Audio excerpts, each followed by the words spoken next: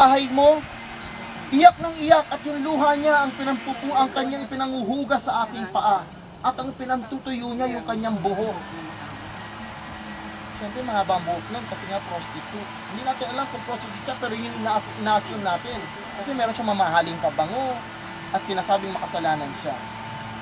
Ano ang moral of the story? Ang moral of the story, marami sa atin parang yung mga nagbubulong-bulungan. Sa gawain, uy, makasalanan niya. Uy, makasalanan niya. Uy, alam mo ba, pang 7 asawa na yan.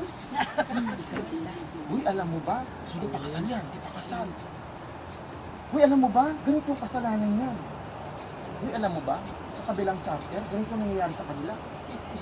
Uy, alam mo ba, ganito nangyayari sa kanila. Uy, alam mo ba kung ano nangyari, anong latest sa kabila? Ano ba kung anong latest yung sa sister natin na yon? Alam mo kung bakit wala ka dito ngayon? May nangyari sa kabilang bahay kagabi. Alam natin yung mga kwento. Ang dami nating bulong-bulungan pag nakikita tayo. Pero ang tanong, bakit tayo nasa gawain? Para lang ba magbulong? Meron po ako nabasa sa Facebook. Ang sabi doon sa Facebook, may nag-post sa Facebook. Sabi doon, if you think that you do not have to go to church because the church is full of hypocrites, then think again. The church is not a museum of saints, but a hospital for sinners. Nasa simbahan tayo para hindi i-display yung mga banal. Oh, ayan na po si Sister Mirna, ang kabanal-banalan at kataas-taasan ng Greenwich. Ayan. Dumarating po si Nanay Sol, ang kataas-taasan at kabanal-banalan ng Greenwich. Rumarampa po, dumarating sa pintuan ang Sister Linda, ang kabanal-banalan at kabutibot ang kanyang kabunian. Hindi tayo ganoon. Pag dumarating tayo sa gawain, tayo mga makasalanan. We are in the church not to display, ako ay mabuti po, ako po ay banal, nagpapatuto ako sa inyo ngayon, ako po ay may kababaan loob, hindi po ako nagkasala itong linggo na to, salamat sa Panginoon. We do not go to church like that. Instead, inaamin natin sa bawat isa. Pagmura na naman ako kanina, kapatid. Nainis na naman ako kanina. Nasampal ko na naman yung anak ko kanina kasi sinagot-sagot ako, hindi na naman ako nakapagpigil. Marami tayong mga lapses, marami tayong mga pagkukulang. And sometimes, ganoon natin nakikita ang mga kapatiran sa gawain. It's too sad na tingnan natin na minsan, atin tayo sa gawain, andito na naman si masungit. Pero alam po ba natin na kung bakit may masungit sa gawain? Kung bakit may maldita sa gawain? Parang, alam niyo yung liha, ano ho? Yung liha ay magaspang. Para saan yung liha? Sa makinis. Para din sa kapwa niya, magaspang. Ililihahin mo pa ba yung makinis na? Of course, kasi gagaspang yung makinis. Yung magaspang na liha, gamit dun sa magaspang na kahoy. At pag nagkiskisan sila, darating yung panahon, pareho sila mapupudpud. Mapupudpud si liha, na kumikinis si liha, at si kahoy, napupudpud din. Kinikinis din. Yun ang dahilan kung bakit tayong mga suplada at maldita, mga sinungaling at mga kung ano pang kasalanan, nagsasama-sama sa simbahan. Para magkiskisan tayo. Hindi para mag-away-away at magkaroon ng friction at magkagalit-galit, kundi para kinisin yung ating tagaspangan. Naiinis ka sa masungit, kasi masungit ka rin. Naiinis ka sa maldita, kasi maldita ka din. Sabi nga ng ating kasabihan, yung magnanakaw, galit sa kapwang magnanakaw. Ganon din yun.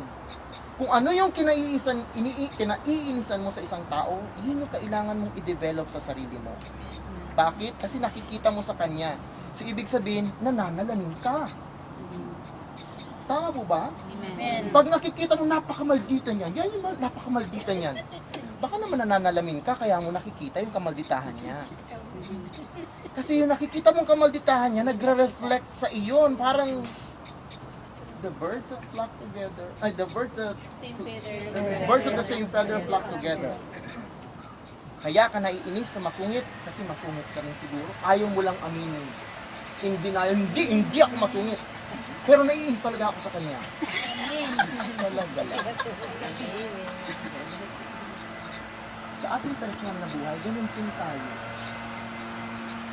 Nakikita natin yung kasalanan ng iba kasi ipinakikita sa atin na yun yung mirror mo. Yun yung salamin mo kasi. Ngayon, tatahimik tayo for a few seconds. Sino yung kinaiinisan ko sa gawa? Sino yung lagi kong ikinukwento sa aking kapatid? Huwag kayong sasagot ha? Wala magbubuka ng bibig, ano ho? Sino yung, parang, hindi ko kagaanan ng loob sa gawa. Kasi hindi naman na tayo mga baguhang Kristiyano, wala naman bago dito, no? Parang na tayong mga, kumbaga mga veterano na tayo sa gawain ito. Hanggang ngayon pa ba naman, maglulukuhan pa tayo. Alam naman na natin kung bakit tayo nagtitipon. Para palalimin yung ating pananampalataya. For a few seconds, sino yung kinaiinisan mo sa gawa? Yung parang pag nakikita mo talaga namumula ang tenga mo at umaakit ang dugo sa ulo mo lahat. At nakakainis, nang gigigil ka, hindi pa nagsasalita, naiinis ka na. Huwag kayo magsasalita. Iisipin lang natin siya. At pag naisip mo na, ito ang gagawin mo. Sasabihin mo sa sarili mo na, ano yung nakikita ko sa kanya, yung marahil ang nasa sa akin. Yung nakikita ko sa kanya, yung marahil ang nasa sa akin. Ayoko lang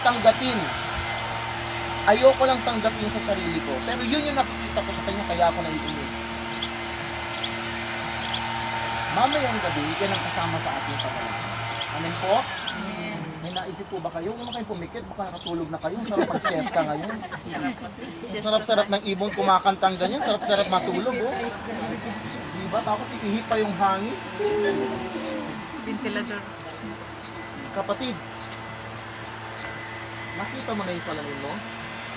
Yung pangalan kanina na pumasok sa utak mo, yun yung salamin mo. Kayo yung dalawa na nagkikiskisan. Maaaring sa'yo nakikita mo, halimbawa, si Sister Cheat yung pumasok sa utak ko. Pero Sister Cheat, iba yung nasa utak niya. So, ibig sabihin, iba yung sa isip niya na nakakagaspangan niya ng ugali. Ako rin, iba yung nasa isip ko nakagaspangan ko ng ugali. Siguro merong something sa kanya na kailangan ma-resolve namin para ma-overcome ko yung ganung klase ng ugali. Galit ka sa masungit, siya yung ibinigay na katapat mo para maging makinis yung inyong pag-relasyon. Amen po? Amen.